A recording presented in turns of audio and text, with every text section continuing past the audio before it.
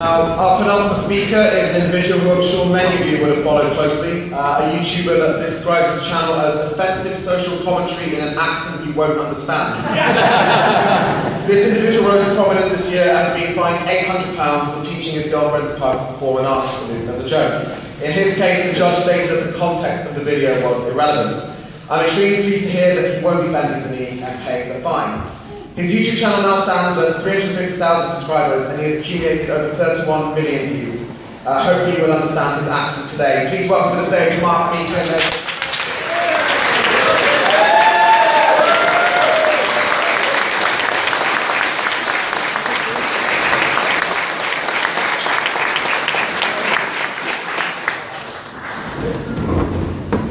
You may hear a series of thuds when I start to speak. That's the PR officers fainting because they've just realised they forgot to ask me for a copy of my speech so they could proofread it first. So I just took that as a sign I can write whatever I want because I'm going to jail and I'm taking you all with me.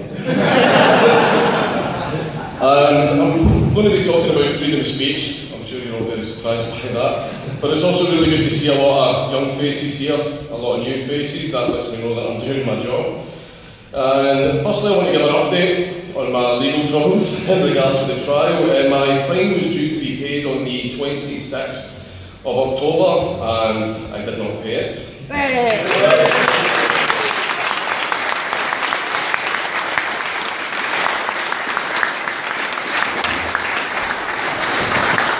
And so, after that day, I was basically waiting for the police to come to the door. 2 days pass, 3 days pass, 4 days, and then a week, and I'm starting to feel like maybe they've forgotten about me.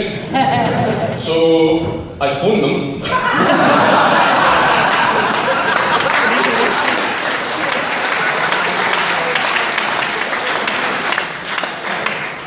Just so you know, sort of make sure they've got the correct address, just make sure they've got all the correct details. They then informed me that my account is in arrears and past the due date. I said, don't worry, I did that on purpose. And I then asked when they would be coming, and they told me that they would come when the computer flagged my name up. So despite me being on the phone, saying who I am, telling them the address I am currently at, calling the cops on myself, they told me that they won't come and get me until the computer says so. I know that a lot of UKIP members want to do a lot to reduce the massive amount of bureaucracy there is in the police, but could we maybe wait on that for a wee while? I mean, it bought me a few weeks, so... did anybody watch BBC Question Time the other night? Yes.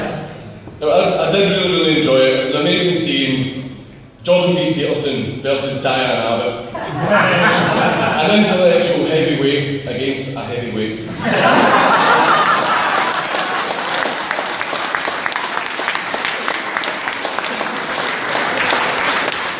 I did thoroughly enjoy many of Diane Abbott's comments. One of the reasons she gave for justifying restriction of speech is due to some of the horrible emails that she receives, and I don't doubt for a second that Diane Abbott doesn't receive horrible emails. I'm sure a lot of them are terrible.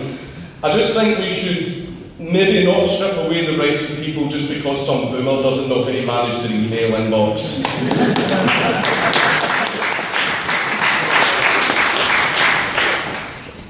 Was the camera there? Diane, go into settings, go down to profanity filter and switch it on.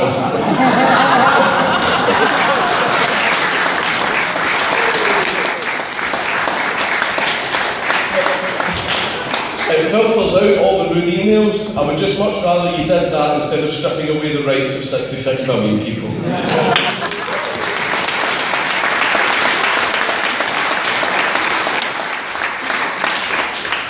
And one of the things that she did say, though, was that my Nazi pub video was incitement to violence.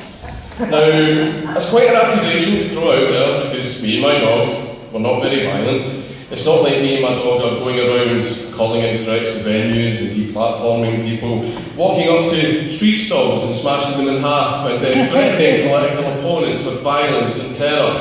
I mean, it's not, well, we're killing me at the same time that we are the good guys. It's not like I am the president of Stand Up to Racism, the modern day version of the brown shirts.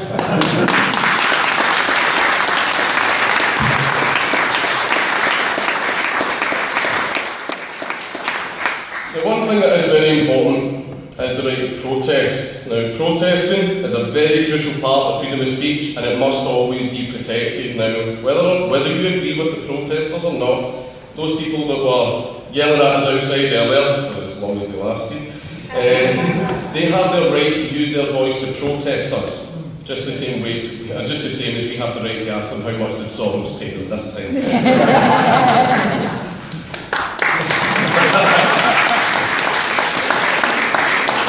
But when people try to take away another person's right to speak through fear, intimidation and violence, that is a model for tyranny, and we are seeing more and more groups start to adopt that method.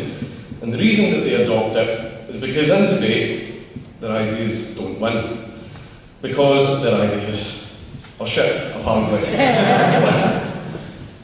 But they won't do the adult thing of acknowledging that their ideas are bad and developing their way of thinking, or even have any kind of self-reflection as to maybe this isn't the right path.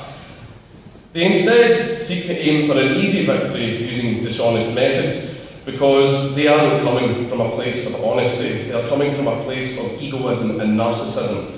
They are too proud to admit that they might be wrong because they don't care about being right, they just want to win. And imagine being in a society where inflicting violence on a person just because you disagree with them is justified. A society where you can be denied jobs and services just because of your politics. And that is no type of society that I want to live in, but it's the one that some of these people are trying to create. However, they look in front of me, see all the fresh new faces that have joined UKIP.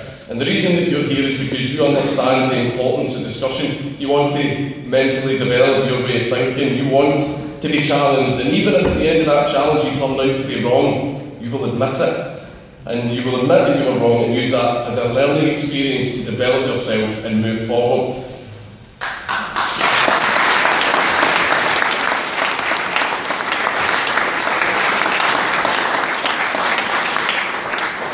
You want to have discussions with your political opponents, not silence them. You want freedom of speech for everyone, even the people that you don't like and disagree with.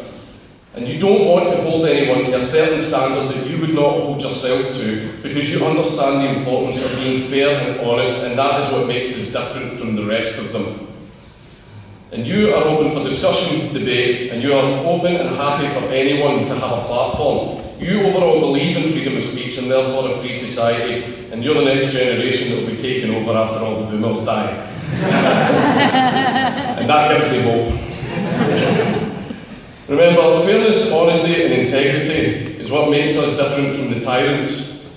So always hold on to these principles and don't let your dreams be dreams.